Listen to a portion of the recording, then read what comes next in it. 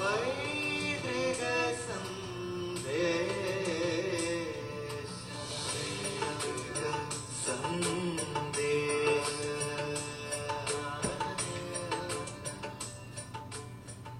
മാന്യ പ്രേക്ഷകർക്ക് എൻ്റെ പ്രണാമം. അടുത്ത കാലത്ത് LICയിലെ കുറേ ഉദ്യോഗസ്ഥന്മാർക്ക് ഒരു ക്ലാസ് എടുക്കാനുള്ള യോഗം ഉണ്ടായി. ജീവിത സന്ദേശങ്ങളെ കുറിച്ചാണ് ഞാൻ അവരോട് പറഞ്ഞത്. ആ സന്ദേശങ്ങളെല്ലാം ഒരു 2.5 മണിക്കൂർ ക്ലാസ് എടുത്തതിന് ശേഷം അതിൽ പങ്കെടുത്ത ഒരാള് ഒരു കത്തിലൂടെ ചോദിക്കുകയുണ്ടായി, നമ്മുടെ കുട്ടികളെ നമ്മൾ എങ്ങനെയാണ് സാറെ വളർത്തേണ്ടത് എന്നുള്ളതിനെ കുറിച്ച്. ഞാൻ അവരോട് പറഞ്ഞു, ഏറ്റവും അധികം ശ്രദ്ധിക്കാനുള്ളൊരു കാര്യം, നമ്മൾ മക്കളോട് കാര്യങ്ങൾ വിവരിക്കുമ്പോൾ ശാന്തമായിട്ട് വിവരിക്കാൻ പഠിക്കണം. ചോദ്യ രൂപത്തിൽ കുറേ വിശകലനം ആവശ്യപ്പെടരുത്. സ്റ്റേറ്റ്മെന്റ് രൂപത്തിൽ വെറും വരികളായിട്ട് കാര്യങ്ങൾ അറിയിക്കാൻ ശ്രമിക്കണം. അത് വളരെ താഴ്ന്ന ശബ്ദത്തിൽ സംസാരിക്കുന്നതിനനുസരിച്ച് അവർക്കത് സ്വീകരിക്കാനുള്ള മാനസികാവസ്ഥ കൂടി വരും. ശബ്ദത്തിൻ്റെ കാഠിന്യം കൂടുന്നതനുസരിച്ച് അവർക്ക് തിരസ്കരിക്കാനുള്ള മാനസികാവസ്ഥയാണ് ഉണ്ടാവുക. എന്നും അവരുടെ അമ്മയായി അച്ഛനായി വേണം നമ്മൾ അവരോട് സംസാരിക്കാൻ. അവരുടെ നന്മയ്ക്ക് വേണ്ടിയാണ് ഇതെല്ലാം ചെയ്യുന്നത് എന്ന് അവരോട് പറഞ്ഞാൽ മാത്രം പോരാ, അവർക്കത് തോന്നുകയും വേണം.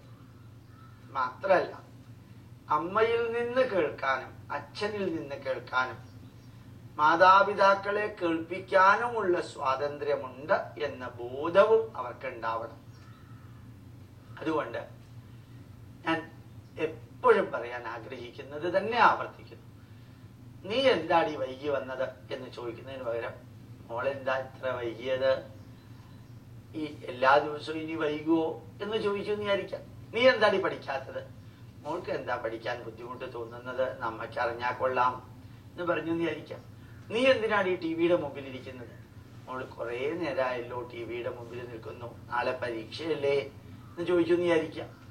ഇത്ര തന്നെ സോഫ്റ്റ് ആവണമെന്നില്ല, എന്നാലും സോഫ്റ്റ് ആവാൻ സാധിക്കും.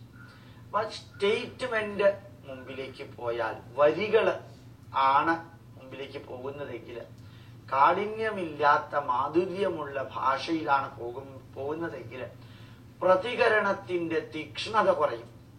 അല്ലെങ്കിൽ തീക്ഷ്ണമായ ചോദ്യങ്ങൾക്ക് തീക്ഷ്ണവും വക്രവുമായ മറുപടി ആയിരിക്കും സംഭവിക്കുക.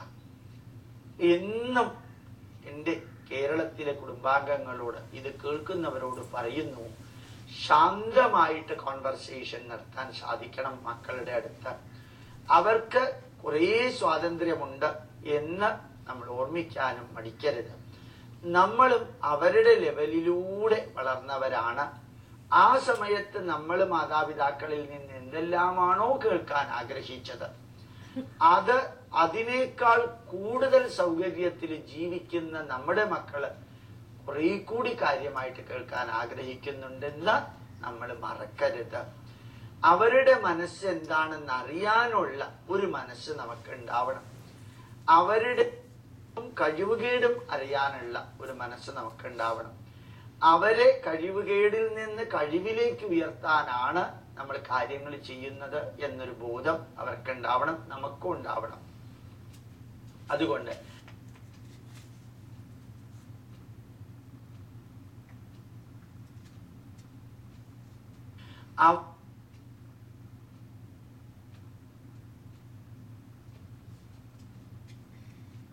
അവർക്ക് ചില കാര്യത്തിന് സഹായം നമുക്ക് നൽകാൻ സാധിച്ചില്ലെങ്കിൽ എന്തുകൊണ്ടാ സഹായം നൽകാത്തത് എന്ന് അവരെ ബോധ്യപ്പെടുത്താൻ ശ്രമിക്കാം. നീ ഒറ്റയ്ക്ക് ആ കാര്യങ്ങൾ ചെയ്ത് ശീലിക്കണമെന്നാണ് അമ്മയുടെ ആഗ്രഹം. അതുകൊണ്ട് നീ തന്നെത്താനെ ചെയ്ത് നോക്കാം. നീ ഒറ്റയ്ക്ക് ബസ്സിൽ പോയിട്ട് വാ, നീ ഒറ്റയ്ക്ക് റോഡ് മുറിച്ച് കിടക്ക, നീ ഒറ്റയ്ക്ക് ട്രാൻസ്പോർട്ട് ബസ് സ്റ്റാൻഡിൽ നിൽക്ക, നീ ഒറ്റയ്ക്ക് റെയിൽവേ സ്റ്റേഷനിൽ പോകാൻ ശ്രമിക്കണം കാരണം എന്നും അമ്മയും അച്ഛനും കൂട്ടത്തിലുണ്ടായി എന്ന് വരില്ല. അതിന്റെ അർത്ഥം അവരെ നമ്മളിൽ നിന്ന് അകറ്റുന്നു എന്നാണെന്നൊരു തോന്നൽ അവർക്ക് ഉണ്ടാവരുത്. അഥവാ അവർക്ക് അങ്ങനെ ഒരു തോന്നൽ ഉണ്ടായാൽ ആ തോന്നൽ മാറ്റാൻ നമ്മൾ അറിയുന്ന നിമിഷം തന്നെ ശ്രമം നടത്തുകയും വേണം. അപ്പൊ എന്നെ എന്തുകൊണ്ട് ഒറ്റയ്ക്ക് വിട്ടു, എന്റെ കാര്യത്തിൽ അച്ഛനും അമ്മയ്ക്കും ശ്രദ്ധയില്ല എന്നല്ല, നിനക്ക് ഒറ്റയ്ക്ക് റോട്ടിലൂടെ നടന്ന ഒരു ശീലം ഉണ്ടാകണം, ഒറ്റയ്ക്ക് ബസ്സിൽ യാത്ര ചെയ്തിട്ടുള്ള ഒരു ശീലം ഉണ്ടാവണം. ഇപ്പൊ അച്ഛനും അമ്മയും അടുത്തുള്ളത് കൊണ്ട് നിനക്ക് എന്ത് പ്രശ്നം ഉണ്ടെങ്കിലും ഞങ്ങൾക്ക് വന്ന് കാര്യങ്ങൾ സോൾവ് ചെയ്യാൻ സാധിക്കുമെന്ന ഉറച്ച വിശ്വാസമുള്ളത് കൊണ്ടാണ് ഒറ്റയ്ക്ക് നിന്നോടത് ചെയ്യാൻ പറഞ്ഞത് എന്നവരെ ബോധ്യപ്പെടുത്തണം. നമ്മൾ ജീവിതത്തിൽ പകർത്താത്ത കാര്യങ്ങൾ അവരോട് ജീവിതത്തിൽ പകർത്തണമെന്ന് ആവശ്യപ്പെടരുത്. അതേപോലെ ചില കാര്യങ്ങൾ നമ്മളുടെ ശാരീരിക വൈകല്യങ്ങൾ കൊണ്ട് നമുക്ക് ചെയ്യേണ്ടി വരുന്നത് ആ ശാരീരിക വൈകല്യമില്ലാത്ത മക്കൾക്ക് ചെയ്യണമെന്ന തോന്നലുണ്ടാകുമ്പോൾ അരുത് എന്ന് പറയാനും നമുക്ക് സാധിക്കണം. നമ്മളുടെ ജീവിതത്തിന്റെ ഭാഗമായിട്ട് അവരെ കൊണ്ടുവരുമ്പോൾ അവരുടെ ജീവിതത്തിന്റെ ഭാഗമായിട്ട് നമ്മളെ എടുക്കാതിരിക്കുകയില്ല. അപ്പൊ ശരിക്ക് നമ്മളുടെ കമ്മ്യൂണിക്കേഷൻ ശാന്തമായ ശബ്ദത്തില്, lower the intensity of the voice, higher is the penetration power എന്നുള്ളത് ഫിസിക്സ് നിയമത്തിന് എതിരാണ് ജീവിത നിയമം. ഫിസിക്സിന്റെ നിയമം ശബ്ദത്തിന്റെ ഇന്റൻസിറ്റി കൂടുന്നതനുസരിച്ച് അതിന്റെ പെനിട്രേഷൻ പവർ കൂടും, അത് അകത്തേക്ക് കടക്കുന്ന ലെവല് കൂടും. പക്ഷെ ജീവിതത്തിൽ അങ്ങനെയല്ല. പതുക്കെ കാര്യങ്ങൾ പറഞ്ഞു നോക്കൂ. ഇത്ര ശ്രദ്ധയോടുകൂടി ആ കേൾക്കുന്നവരെ കേൾക്കാം. ആ കേൾക്കാനുള്ള ഇച്ഛാശക്തി ഉണ്ടാക്കണമെങ്കിൽ കേൾക്കുമ്പോൾ ഉണ്ടാകുന്ന ജ്ഞാനശക്തി വളരണമെങ്കിൽ ജ്ഞാനശക്തി ഉണ്ടായതിനു ശേഷം, കേട്ടതിന് ശേഷം ഉള്ള ക്രിയാശക്തി നമ്മൾ പ്രതീക്ഷിക്കുന്നു എങ്കിൽ ഇച്ഛാശക്തി, ഇന്റൻസിറ്റി കുറഞ്ഞ വാക്കുകളിലൂടെ നല്ല ലെവലിൽ ഉണ്ടാക്കാൻ സാധിക്കുമെന്ന് ഞാൻ നിങ്ങളെ ഓർമ്മപ്പെടുത്താം. വളരെ ശാന്തമായിട്ട് സംസാരിക്കാനുള്ള മൂഡ് പലപ്പോഴും നമുക്ക് ഉണ്ടാവില്ല. അങ്ങനെയാണെങ്കിൽ എന്താ ചെയ്യാം? നമ്മൾ കുറേ സമയം കഴിഞ്ഞ് സംസാരിക്കാൻ തുടങ്ങും. അപ്പൊ നമ്മൾ ഓട്ടോമാറ്റിക്കലി കൂൾ ഡൗൺ ആയിട്ടുണ്ടാവും. എന്നും നമ്മൾ ഓർമ്മിക്കാനുള്ള കാര്യങ്ങൾ ശാന്തമായ ഭാഷയില്, ശാന്തമായ മുഖഭാവത്തോടു കൂടി കൊടുക്കാൻ അനുയോജ്യമെന്ന് വ്യക്തമായി ബോധമുള്ള സമയത്ത് നമ്മൾ കൊടുക്കാൻ ശ്രമിക്കുകയാണെങ്കിൽ നമ്മളിൽ നിന്ന് തെറ്റുകൾ ഉണ്ടാവില്ല.